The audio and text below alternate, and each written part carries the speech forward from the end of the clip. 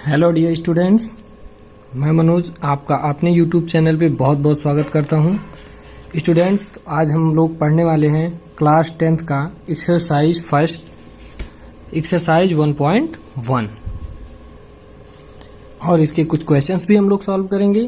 तो हम लोग सबसे पहले जानते हैं प्यारे बच्चों कि यूक्लिड डिवीजन एल्गोरिथम और लेमा, परिमेय संख्या, अपरिमेय संख्या ये क्या होती हैं। जैसे हमने पिछली वीडियो में आपको बता भी रखा है कि परिमेय और अपरिमेय संख्या में, लेकिन फिर भी हम लोग शुरुआत यहीं से करते हैं कि परिमेय संख्या किसे कहते हैं और अपरिमेय संख्या कहते हैं। तो पहला हमारा सवाल है कि परिमेय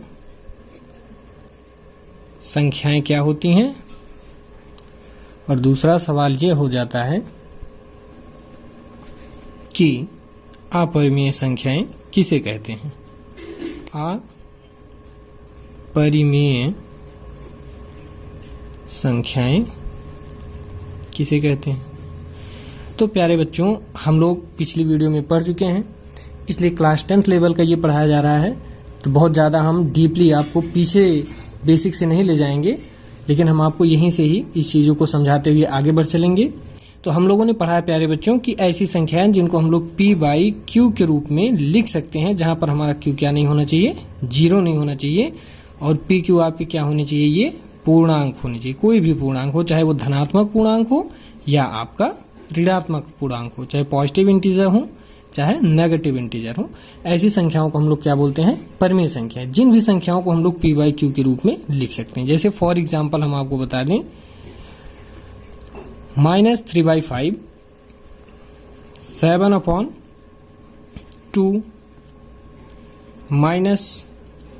-7/17 हो गया। और आपके दशमलव वाले नंबर भी परिमेय संख्या होते हैं। जैसे हमने आपसे बोल दिया 3.5, जब आप इसको ऐसा लिखेंगे 35/10 कर देंगे। देखो डेसिमल में एक डिजिट है तो यहाँ पे एक जीरो बढ़ जाएगा, और इसको आप काटेंगे तो 5 सते 35, 5 दूना 10। तो देखिए ना आप 7/2, यानी कि ये P/Q के रूप में हो गया कि नहीं। और Q देखो आपका जीरो भी नहीं है, तो इसका मतलब ये 7/2 लिखा है, चाहे लिखें हम इसको और चाहे लिखें 3.5, तो ये भी हमारा क्या है, परिमेय संख्या है।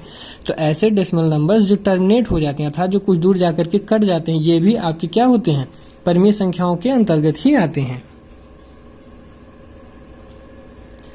लेकिन प्यारे बच्चों, यहीं पर जैसे अभी हम आपको लिख दें, एक नंबर है 2.333, ऐसे एंड सो ऑन लिखते जाएं, या फिर इसको हम लोग ऐसा भी लिख सकते हैं 2.3 पर बार। इसका मतलब ये हुआ कि ये जो 3 है ऐसे आता जा रहा, ये टर्मिनेट नहीं हो रहा है। टर्मिनेट होने का मतलब कि ये पूरी तरीके से कट नहीं रहा है, इसका रिमाइंडर 0 नहीं हो रहा है। तो इसको अगर हम लोग लिखना चाहें तो इसको हम लोग कैसे लिखेंगे, ध्यान से देखिएगा आप लोग। जैसे अभी हम लोग इसको अगर लिखना चाहें P बाई Q के रूप में, तो इसका नियम होता है कि सबसे पहले हम लोग वो नंबर लिख दें जो लिखा गया है पूरा का पूरा, 2.3 लिख दें, और उसके बाद ये जितना नंबर, ये जितने पर ये बार लगा रहता है उसको उसी नंबर में से घटा दें। अब ये पॉइंट हट जाता है। अब अपॉन करते हैं, और जितने पॉइंट के बाद में, जितने अंकों के बाद में डेसिमल लगाया गया रहता है, उसके लिए क्या बढ़ जाता है, 9 लिख देते हैं हम लोग। समझ में आ रही बातें। सॉरी, यहाँ पे ये 3 नहीं सब्ट्रैक्ट हो, यहाँ पे जिस पर नहीं रहता ये पॉइंट उसको हम लोग सब्ट्रैक्ट कर देते हैं यहाँ से। तो इसको अगर हम लोग सब्ट्रैक्ट कर देते हैं और ये पॉइंट हटा के जितने डिजिट पे ये आपका डेसिमल रहता है उतना हम 9 बढ़ा लेते हैं। तो ये आपका क्या हो जाएगा डियर स्टूडेंट्स, ये हो जाएगा आपका 21/9। अब इसको देखिए आप लोग सॉल्व कर दीजिए। 3 सत्ते 21, 3 त्रिका 9, तो आपका आंसर क्या हो गया, 7/3। तो देखिए ना आप, ये जो आपका 2.3 पर ये बार लगा था, इसको हम लोगों ने क्या लिख दिया, 7/3, यानी कि ये आपका कौन सा फॉर्म में हो गया, P बाई Q के फॉर्म में हो गया। तो इसका मतलब ऐसा नंबर जो नॉन टर्मिनेटिंग होता है बट रिपीटिंग होता है, वो भी आपका परिमेय संख्या के अंतर्गत ही आता है। तो अब हम बात करते हैं बहुत थोड़े ही समय में प्यारे बच्चों की, तब अपरिमेय संख्या किसे कहते हैं, अर्थात किसको हम P बाई Q के रूप में नहीं लिख सकते हैं।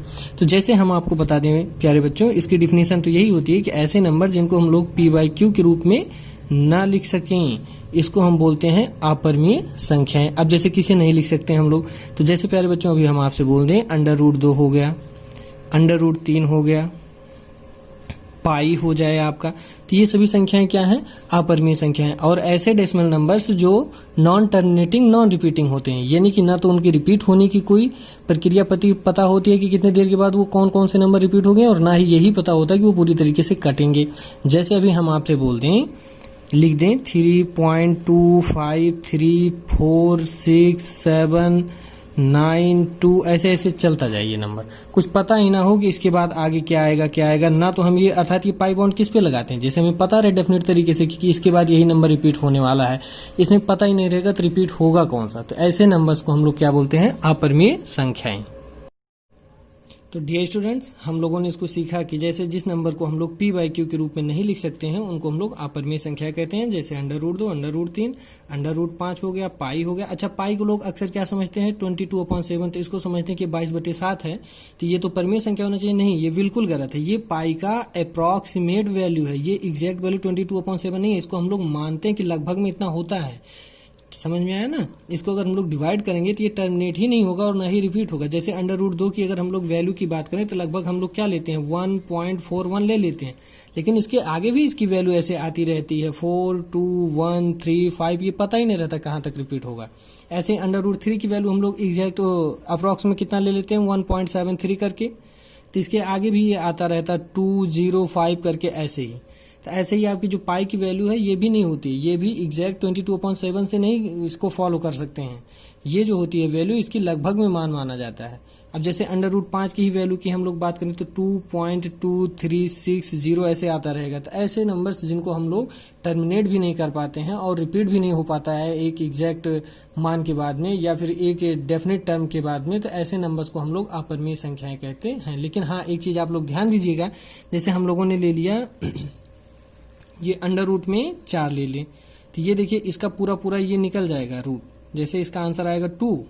अब भाई 4 का जब हम लोग गुणनखंड करेंगे तो ये हो जाएगा 2 × 2, तो ये पेयर बन के बाहर निकलेगा तो ये 2 हो जाएगा। तो ये तो आपका परिमेय संख्या के अंतर्गत आ जाएगा, यानी कि अंदर में √, के ऐसे पूर्णांक होना चाहिए जिसका पेयर बन के निकल जाए बाहर, अर्थात जिसका वर्गमूल निकाला जा सकता है, निकालना संभव है।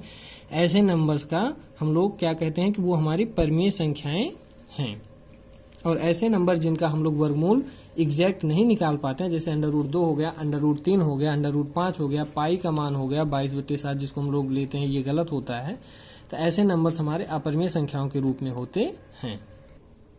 अब अगर हम यहाँ पे आपसे पाई की ही बात करें तो इसको अगर आप लोग डिवाइड, इसकी जो वैल्यू हम लोग लेते हैं वो होता है लगभग 3.14 ले लेते हैं, लेकिन इसके आगे भी इसकी वैल्यू आती जाती है 2, 8 करके ऐसे ही, तो ये टर्मिनेट नहीं होता है। तो इसलिए हम लोग पाई को क्या बोलते हैं, अपरिमेय संख्याएं, जबकि 22/7 क्या है, हमारी एक परिमेय संख्या होती है।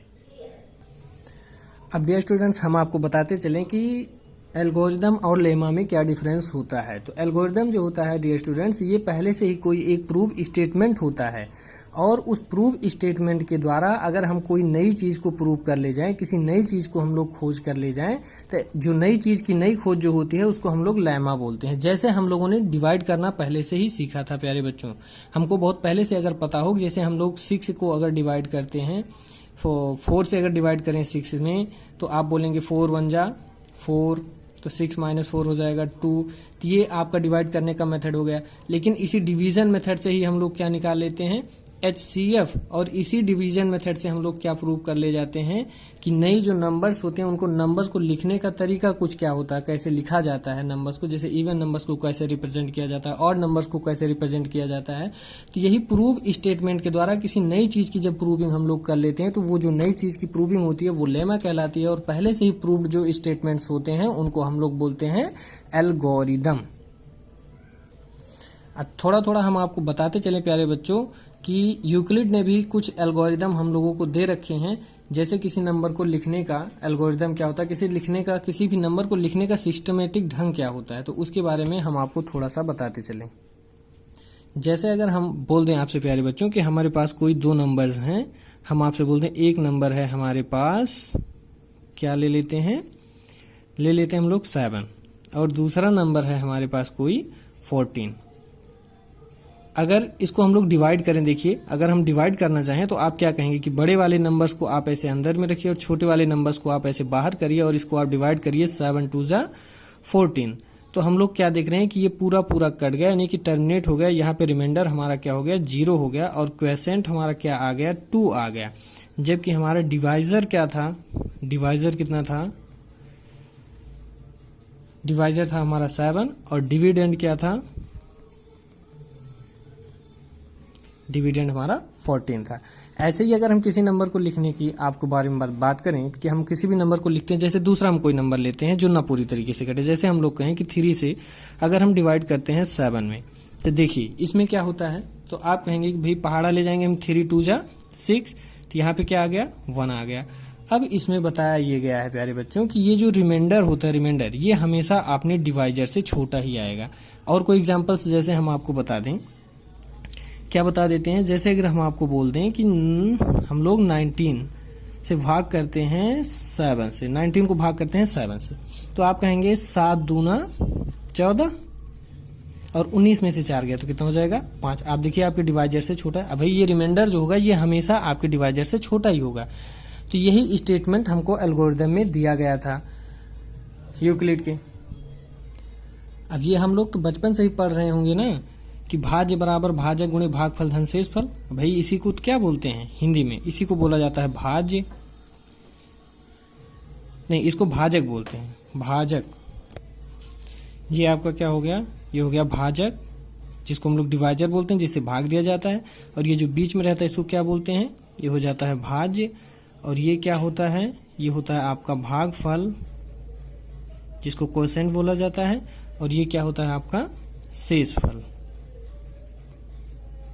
तो अगर ये नंबर हमको यानी कि भाज्य अगर पता करना हो तो ये बहुत पहले का नियम होता है, हम लोग पहले से ही पढ़ चुके हैं कि पहले जो पढ़ते थे तो हम लोग यही पढ़ते थे कि भाज्य बराबर भाजक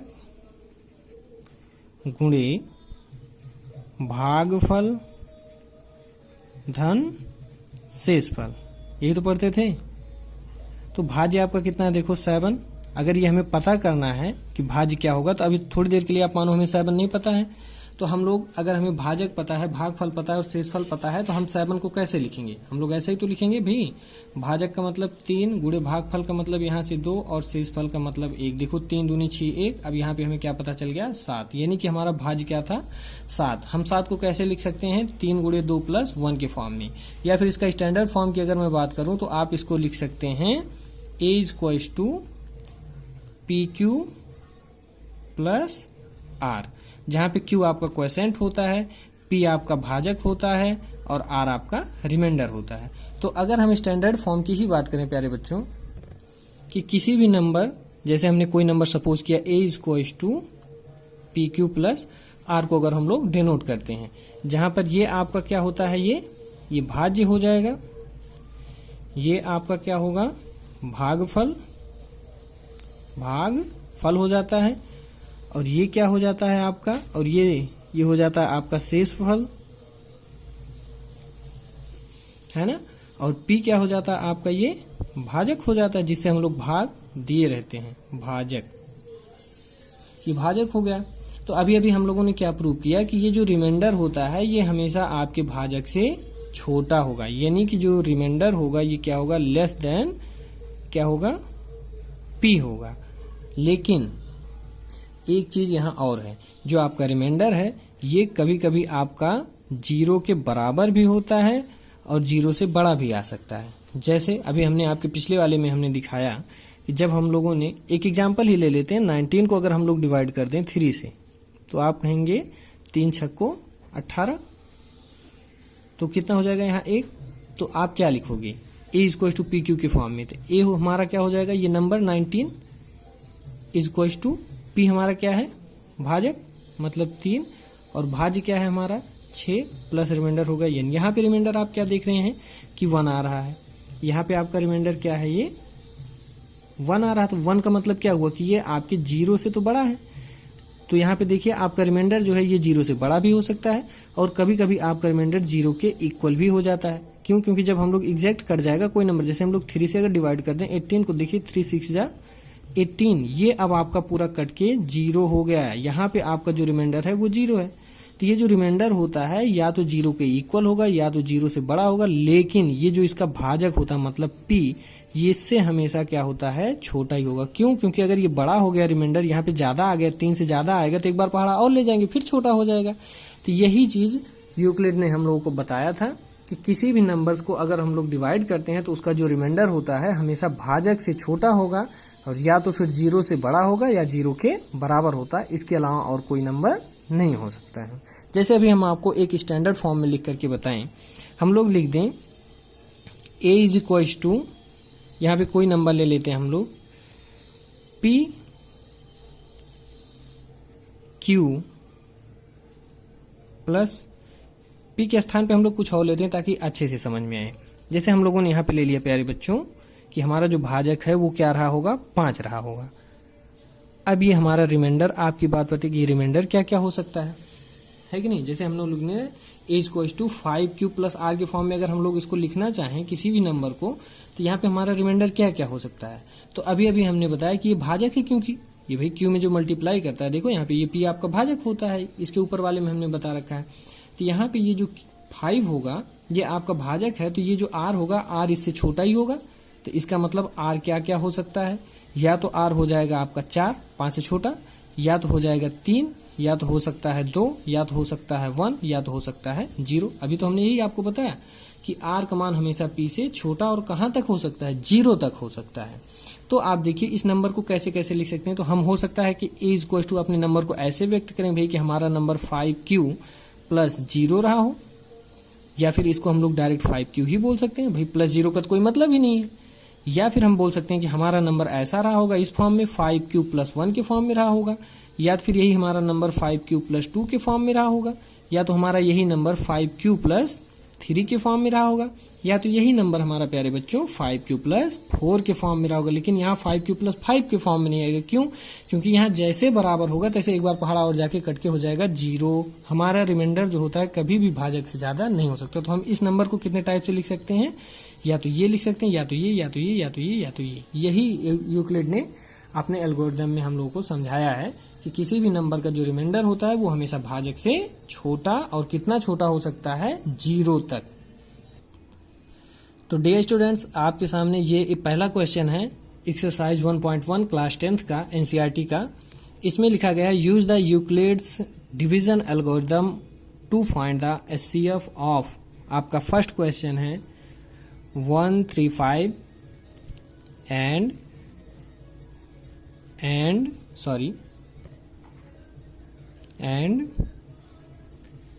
225, मतलब डिवीजन वाले एल्गोरिथम का उपयोग करते हुए हमें इन दोनों नंबर का एचसीएफ बताना है।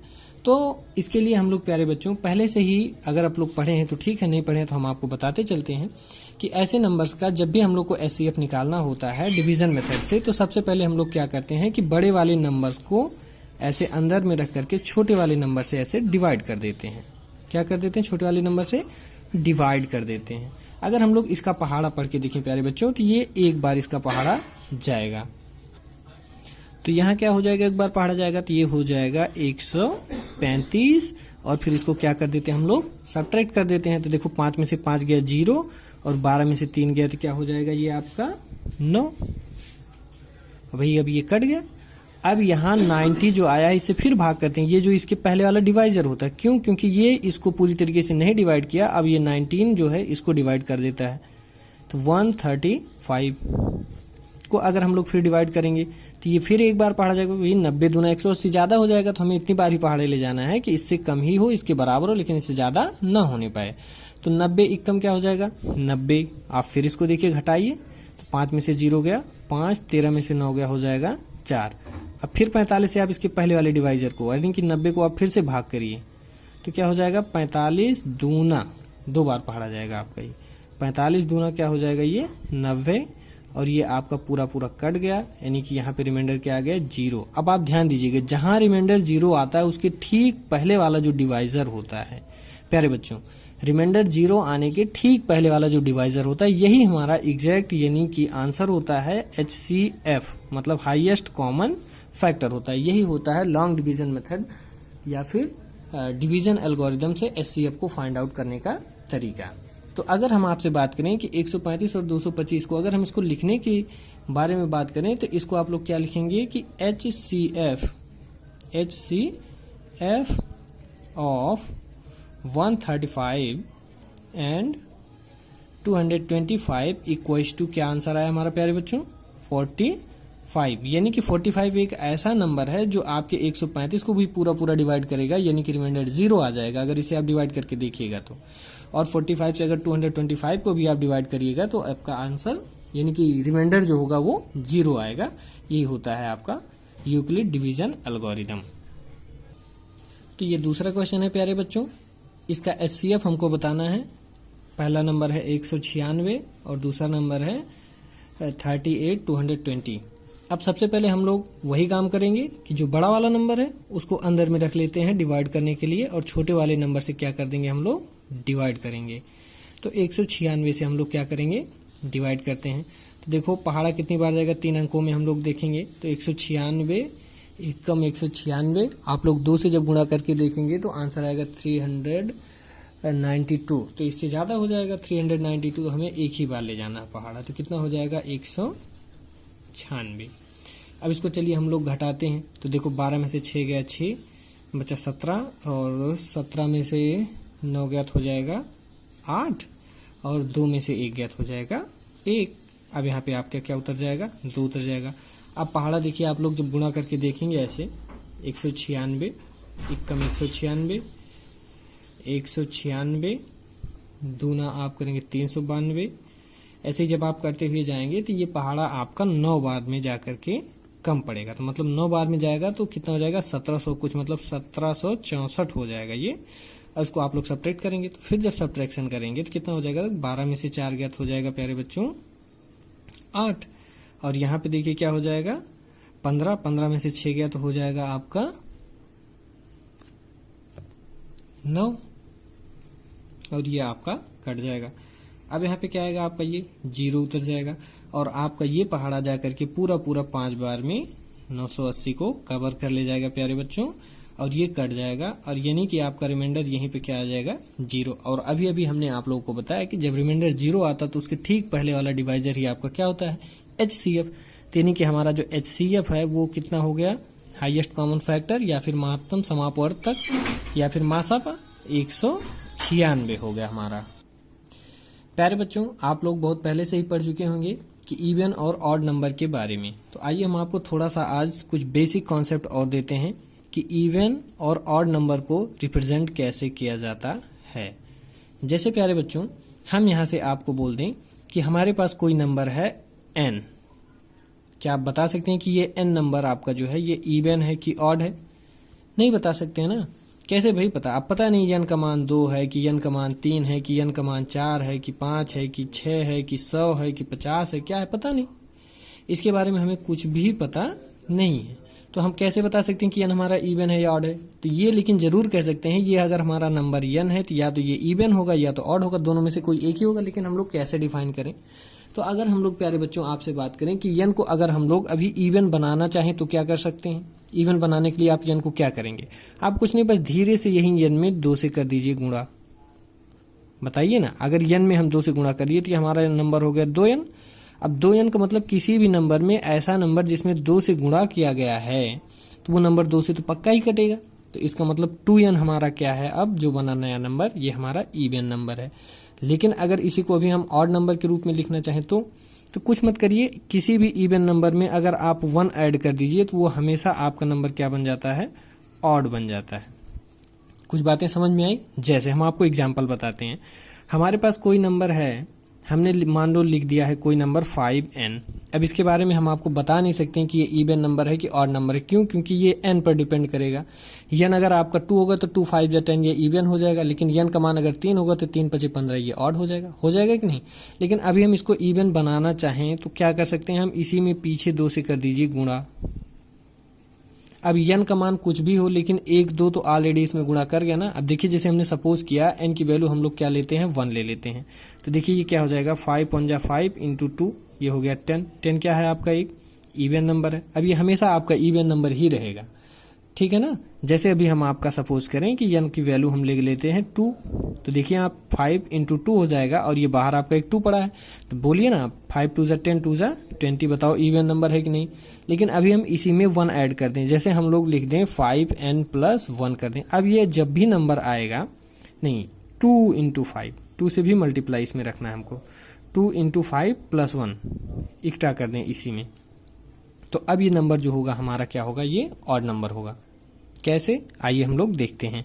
जैसे हम लोग प्यारे बच्चों सपोज कीजिए n की वैल्यू हमने ले लिया 1, अब आप बताइए यहाँ पे 1 रखेंगे, तो रख के देखिए आप 2 इंटू 5 इंटू 1 प्लस 1, देखो 5 1 जा 5, 2 जा हो गया 10 प्लस 1 कितना हो गया 11। बताओ ये 11 क्या है, आपका ऑड नंबर है कि नहीं, ये 2 से नहीं डिवाइड होगा, तो ये आपका ऑड नंबर है। अभी यहीं पर अगर हम आपसे बोलें कि n की वैल्यू हम लोग 2 सपोज करते हैं कि n की वैल्यू अगर 2 रही होगी, तो तब भी देखो ये आपका ऑड नंबर ही देगा। देखो 5 इंटू 2 प्लस 1 मीन्स 5 2 जा 10 2 जा 20 प्लस 1 कितना हो गया 21। बताओ ये आपका क्या है, ऑड नंबर है कि नहीं। तो ये बातें आपको समझ में आई प्यारे बच्चों। कभी भी कोई इवन नंबर अगर आपको प्रदर्शित करना है ऐसे बीजीय व्यंजक के रूप में, तो हमेशा आप उसमें 2 का मल्टीपल जरूर लेंगे, तो वो आपका क्या हो जाएगा, इवन नंबर होगा जब आप 2 का मल्टीपल लेंगे। और कभी भी 2 के मल्टीपल इवन नंबर में 1 ऐड कर देने के बाद में हमेशा ऑड नंबर वो बन जाता है। क्यों, क्योंकि इवन के जस्ट बाद ऑड नंबर आता है हमेशा किसी भी इवन नंबर। जैसे देखिए हमने कोई नंबर ले लिया 4, ये इवन नंबर है, आप इसमें 1 ऐड कर दीजिए, क्या हो गया 5। अब बताइए ऑड नंबर हो गया कि नहीं। जैसे हमने कोई नंबर ले लिया 10, अब इसमें आप 1 ऐड कर दीजिए, 10 प्लस 1 क्या हो गया 11। तो इसका मतलब इवन में कभी भी अगर आप प्लस 1 करेंगे तो आपको जो नंबर मिलेगा वो हमेशा क्या मिलेगा, ऑड मिलेगा। अगला क्वेश्चन हमारा जो रहेगा एनसीईआरटी का वो इसी पर बेस्ड रहेगा। आइए हम लोग इसको देखते हैं। प्यारे बच्चों आपके सामने ये क्वेश्चन नंबर 2 है आपके एनसीईआरटी एक्सरसाइज 1.1 का। इसमें लिखा गया है so that any positive odd integer is of the form 6q plus 1 और 6q प्लस 3 और 6q plus 5 where q is some integer. प्यारे बच्चों इसमें आपको दिखाना है कि कोई भी positive odd integers, positive odd integers मतलब पॉजिटिव नंबर तो आप लोग जानते ही होंगे ना। जैसे नंबर लाइन हम एक बार रिवीजन करा देते हैं आपका।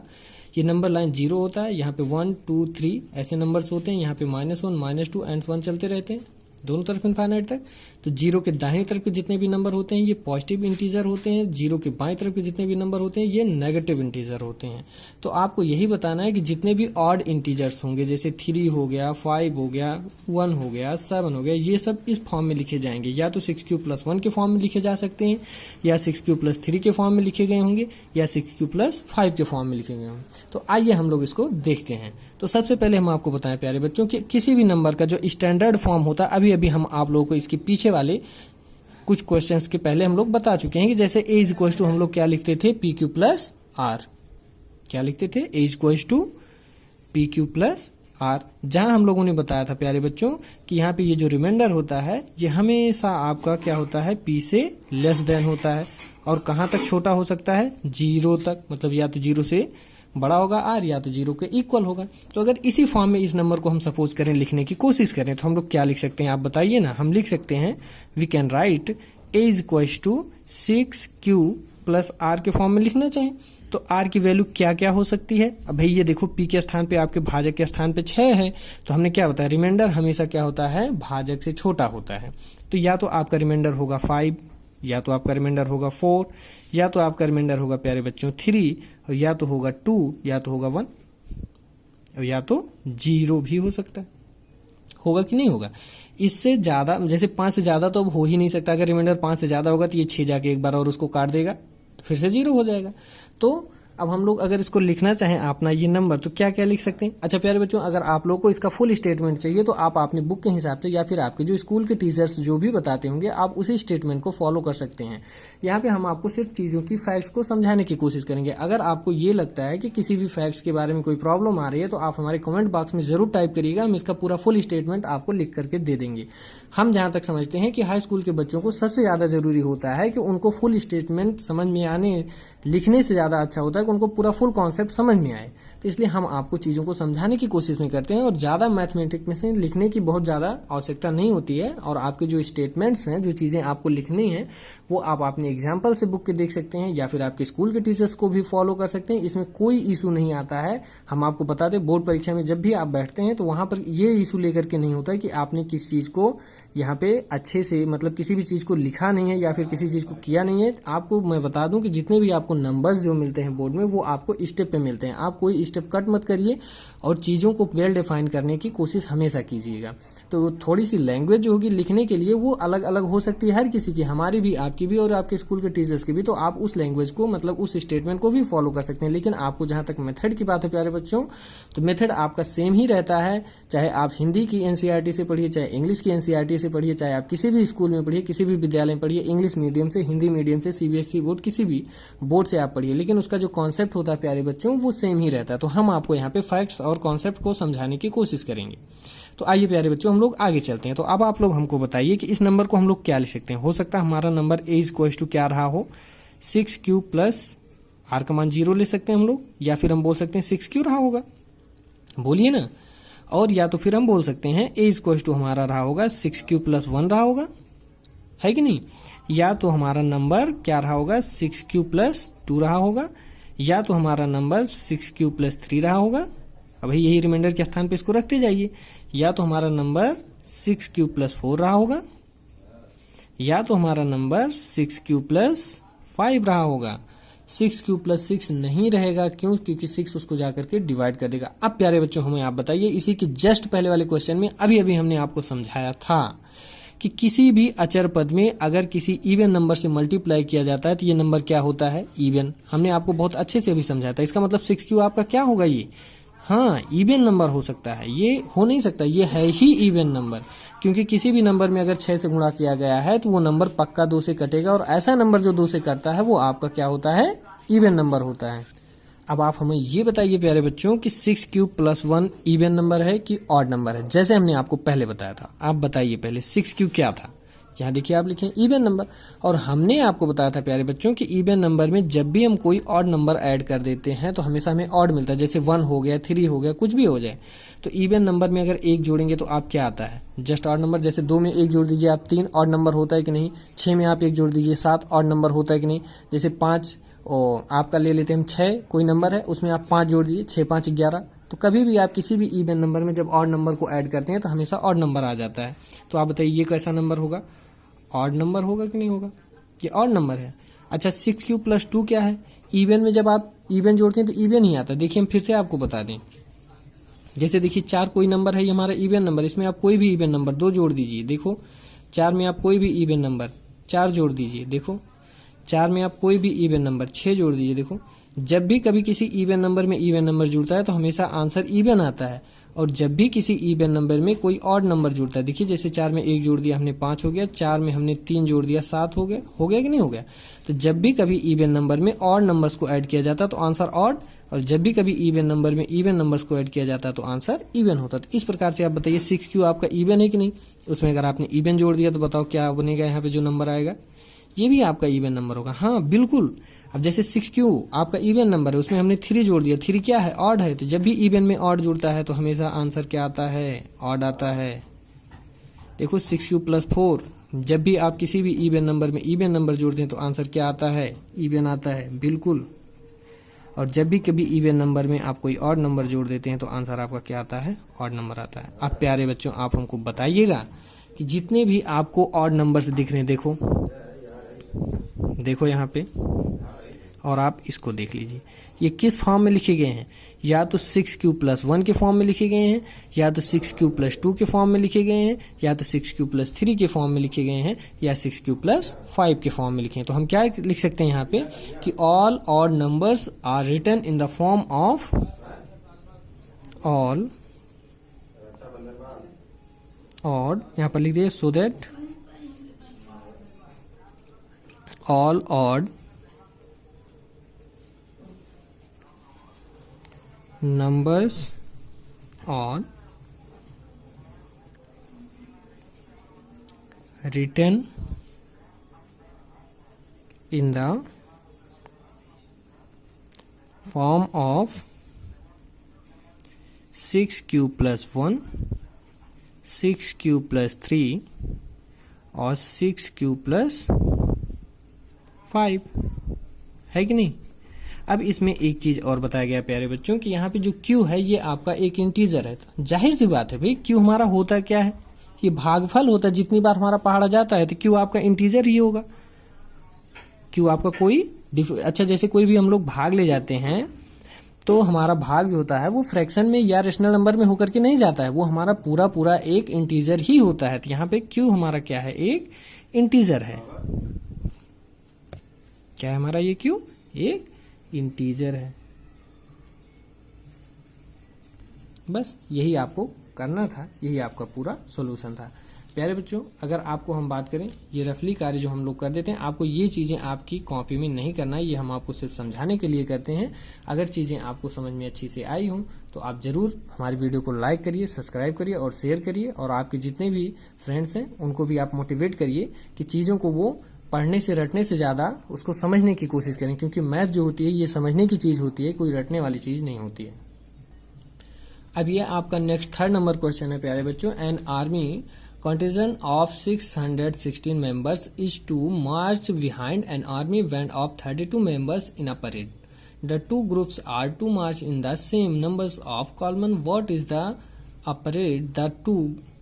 What is the maximum number of columns in which they can march? यानी कि ये कोई आर्मी का परेड निकल रहा है, उसमें जो मेंबर्स हैं उनका जो ग्रुप बनाया जा रहा है वो 32 मेंबर्स का ग्रुप बनाया जा रहा है प्यारे बच्चों। और टोटल उसमें जो कंटिजेंट्स हैं, जो मेंबर्स हैं वो कितने हैं, 616 है। तो आपको बताना है मैक्सिमम, अगर 32 का ग्रुप बनाया जाए तो मैक्सिमम कितने कॉलमन उसमें बनाए जाएंगे। यानी कि मैक्सिमम का सीधा सा अर्थ है आपको एचसीएफ निकालना है। आप इस क्वेश्चन को कर लीजिएगा, क्योंकि एचसीएफ हम इसके पहले वाले में आपको लॉन्ग डिवीजन मेथड से बता चुके हैं प्यारे बच्चों। अब अगले क्वेश्चन पे की ओर हम लोग चलते हैं प्यारे बच्चों। ये आपका क्वेश्चन नंबर 4 है एनसीईआरटी का, एक्सरसाइज 1.1 का। लिखा गया using Euclid division lemma to show that the square of any positive integers is either of the form of 3m और 3m+1 form some integers for m। यानी कि आपको यूक्लिड डिवीजन लेमा का उपयोग जो दिया गया था इसके पीछे वाले में हम आपको समझाए थे, उसी का उपयोग करते हुए, उसी का प्रयोग करते हुए आपको दिखाना है कि किसी भी positive square of any positive integers, मतलब किसी भी पॉजिटिव इंटीजर का जो स्क्वायर होता है वो किस फॉर्म में लिखा जाता है, या तो 3m या तो 3m+1 के फॉर्म में लिखा जाएगा। तो प्यारे बच्चों हम आपको बताएं, यहाँ पे आपका डिवाइजर देखिए ना 3 के फॉर्म में। तो हम अपना नंबर सपोज करते हैं सबसे पहले, कि हम लोग सपोज करते हैं कि हम लोग का जो नंबर है वो क्या है, a = 3q+r के फॉर्म में होगा। अभी होगा कि नहीं होगा तो आप बताइए ना। यहाँ पे डिवाइजर आपका 3 है तो रिमाइंडर जाहिर सी बात है, या तो आपका क्या होगा, रिमाइंडर 0 होगा, या तो 1 होगा, या तो 2 होगा। 3 नहीं हो सकता है क्योंकि एक बार टेबल और जाके उसको कट कर जाएगा। तो आप बताइए ना, या तो आपका नंबर ए क्या होगा, या तो ये नंबर आपका रहा होगा 3q+0 रहा होगा, यानी कि आप बोल सकते हैं 3q रहा होगा, या तो फिर ये नंबर आपका क्या रहा होगा, 3q+1 रहा होगा, या तो ये नंबर आपका रहा होगा 3q+2 रहा होगा। इसके अलावा और कुछ तो हो नहीं सकता, क्यों, क्योंकि डिवाइजर से छोटा ही रहेगा हमारा रिमाइंडर, तो और कुछ मिलेगा नहीं। अब क्या कह रहा है प्यारे बच्चों, अब ये कह रहा है कि इसका square using the division lemma so that the square of any positive integer. तो पहले हम स्क्वायर तो करें, इसका क्या होगा। तो अगर हम इसके स्क्वायर की बात करें तो ये आपके नंबर्स अगर स्क्वायर में लिखे जाएं तो स्क्वायर इसका क्या हो सकता है, ये हो जाएगा आपका 3q का जब आप लोग स्क्वायर करेंगे तो हो जाएगा 9q² हो जाएगा कि नहीं। अब इसको अगर हम लोग ऐसा लिख दें 9 को 3 × तो आप कहेंगे बिल्कुल नहीं, लेकिन देखिए ये लिखने का एक मेथड होता है कि 3 के फॉर्म में हमको लिखना है, और 3 के बाद ये जो कुछ भी बचा है, आपको अभी हमने बताया था इसके पहले वाले में कि आपका जो q होता है ये कोई न कोई इंटीजर ही होता है, क्योंकि हमारा जो टेबल जाता है वो पूरा का पूरा टेबल जाता है, कभी बटे से ही में हमारा टेबल नहीं जाता कि कोई फ्रैक्शन में टेबल जाएगा तो क्यों हमारा 1/3 करके कुछ आएगा। तो ये पक्का कोई इंटीजर होगा, और 3 आपका ऑलरेडी इंटीजर है। किसी भी इंटीजर का स्क्वायर और उसमें किसी भी इंटीजर से मल्टीप्लाई जो होता है ये इंटीजर ही देता है। तो अगर इसको हम पूरा इंटीजर कोई m सपोज कर लें तो ये क्या हो जाएगा 3m। m का मतलब क्या है 3q², ये जो पूरा इंटीजर है उसकी वैल्यू है 3, उसको हम लोग सपोज कर लेते हैं m। अब फॉर एग्जाम्पल इसके आगे वाले में हम लोग देखते हैं प्यारे बच्चों, जैसे हम 3 क्यूब प्लस 1 का स्क्वायर करते हैं, इसको हम लोग यहाँ कर देते हैं। देखिए अगर हम लोग इसका स्क्वायर करते हैं 3 क्यूब प्लस 1 वाले नंबर का, तो आप देखिए क्या हो जाएगा इसका स्क्वायर, ये हो जाएगा 3 3 जा 9 क्यू स्क्वायर प्लस 3 2 जा 6 और 6 क्यू प्लस 1, मतलब 6 क्यू प्लस 1, और ये क्या हो जाएगा आपका प्लस 1 का स्क्वायर क्या हो जाएगा 1 ही रहेगा। सॉरी, हमने ये एक 1 ज़्यादा लिख दिया है। अब आप लोग देखिए इसी फॉर्म में इसको, अरे भाई ए स्क्वायर प्लस 2ab, 2 3 6 कम 6 क्यूब प्लस 1 मतलब बी स्क्वायर, तो ऐसे ही तो हम लोग इसको लिख सकते हैं। हाँ बिल्कुल। अब अगर हम प्यारे बच्चों आपसे हम बात करें कि इसको अगर 3 यहाँ पे कॉमन कर लें तो क्या हो जाएगा, आप देखिए ध्यान से, यहाँ अगर आप 3 कॉमन कर लें, क्योंकि हमें 3 के फॉर्म में दर्शाना है ना इसको, तो यहाँ क्या हो जाएगा 3q प्लस वही 3 3 का 9q स्क्वायर हो जाएगा यहाँ, प्लस 3 दूनाई 6 2q, और ये प्लस 1 को आप यहीं रहने दीजिए, इसको आप कुछ मत करिए। अब आप बताइए ये सब क्या थे, q आपके इंटीजर्स थे, इंटीजर्स का गुणा भाग स्क्वायर सब क्या देता है, एक इंटीजर देता है, तो इसका मतलब ये पूरा एक कोई इंटीजर यम होगा, तो इसका मतलब इसको हम लोग क्या लिख सकते हैं, लिख सकते हैं 3m प्लस 1 लिख सकते हैं कि नहीं, तो बस बिल्कुल सही। तो अब आप लोग ऐसे ही अगर 3 क्यूब प्लस 1 का स्क्वायर भी आप लोग करके देखिए तो आपका यही फॉर्म बनेगा। जैसे हम लोग देखिए यहाँ पे करते हैं 3 क्यूब प्लस 2 का होल स्क्वायर कर देते हैं, तो देखिए क्या हो जाएगा 3 3 का 9q स्क्वायर प्लस 2ab, 3 दुनाई 6 दुनाई 12q प्लस 2 दुनाई 4, देखो ए स्क्वायर प्लस 2ab प्लस बी स्क्वायर के फॉर्म में हमने इसको लिख दिया। अब देखिए यहाँ पे हम लोग क्या करेंगे, अब इसमें से भी हमको 3 को कॉमन करना है, तो अब आप कहेंगे कि 4 में से हम 3 को कैसे कॉमन करेंगे, तो बिल्कुल सिंपल है, देखो कुछ नहीं करना है आपको, यहाँ से बस थोड़ी सी आपको लॉजिक समझना है, क्योंकि ये लेमा है, इसको प्रूव कर रहे हैं हम लोग एल्गोरिदम से।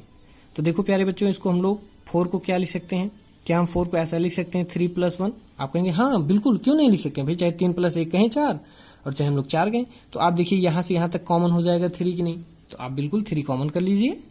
3 कॉमन कर लिया तो प्यारे बच्चों यहाँ हो गया 3 3 जा 9 क्यू स्क्वायर प्लस 3 4 जा 12 क्यू प्लस यहाँ पे आप 3 कॉमन कर लिए प्यारे बच्चों, हो गया 1 और प्लस 1 हो गया बाहर। अब आप हमको बताइए ना प्यारे बच्चों कि यहाँ से यहाँ तक ये सब इंटीजर का ही तो गुणा भाग जोड़ घटाव है, तो आपको अभी अभी हमने बताया किसी भी इंटीजर का जोड़ घटाव गुणा भाग हमेशा एक इंटीजर होता है, तो सिंपली ये कोई इंटीजर यम है। अरे भाई वही तो हमको ऊपर मानने के लिए कहा गया है कि हम किसी भी इंटीजर m को सपोज करेंगे, तो यहाँ पे देखिए क्या है, ये हो जाएगा अब आपका 3m प्लस 1। अब आप बताइए ना प्यारे बच्चों, ऊपर से लेकर अभी तक आप लोगों ने क्या देखा कि आपके किसी भी पॉजिटिव इंटीजर का जो स्क्वायर होता है वह या तो वो 3m के फॉर्म में आया है या तो वो 3m प्लस 1 के फॉर्म में आया है। ध्यान से देखिए ना आप, यहाँ से यहाँ तक तीनों जगह आप देखिए ध्यान से, यही तो इसका फॉर्म बना है। तो हम लोग कह सकते हैं that is prove that's any positive integer. अब इसको हम ऐसे ही लिखेंगे स्टेटमेंट, आप लोग लिख लीजिएगा क्योंकि वीडियो लंबा हो रहा है, तो हम बहुत ज़्यादा इसको लंबा वीडियो करने का हमारा उद्देश्य नहीं है। हमारा सिर्फ मेन टारगेट है कि आप लोगों को मेन फैक्ट्स जो होता है वो समझ में आए, मेन चीज़ें जो होती हैं वो आप जान पाएं कि चीज़ें होती क्या है मैथमेटिक्स में, उसको आप समझने की कोशिश करें। तो आप क्या लिखेंगे, that is prove that all positive integers is और इन द फॉर्म ऑफ 3m और 3m प्लस 1, बस इतनी ही आपकी प्रूविंग है। नेक्स्ट क्वेश्चन 5 सेम ही है प्यारे बच्चों, अब आप लोग इसको करके देखिएगा। हमने 2 क्वेश्चन 3 क्वेश्चन जो बीच में छोड़ रखे हैं इसको आप करके देखिएगा। अगर आपको कोई भी प्रॉब्लम्स आती है तो आप हमारे कमेंट बॉक्स में जरूर कमेंट करिए, आपको उसका फुल सॉल्यूशन मिलेगा। और हमारी वीडियो को अच्छा लगा हो अगर आपको, तो आप इसको लाइक करिए, शेयर कीजिए और सब्सक्राइब कीजिए। इसी के साथ हम अपने इस वीडियो को यहीं पर बंद करते हैं और आपकी एक्सरसाइज 1.1 को हम समाप्त करते हैं। नेक्स्ट किसी वीडियो में आपको इसके नेक्स्ट एक्सरसाइज के साथ में मिलेंगे, फुल कॉन्सेप्ट के साथ में प्यारे बच्चों। तब तक के लिए जय हिंद।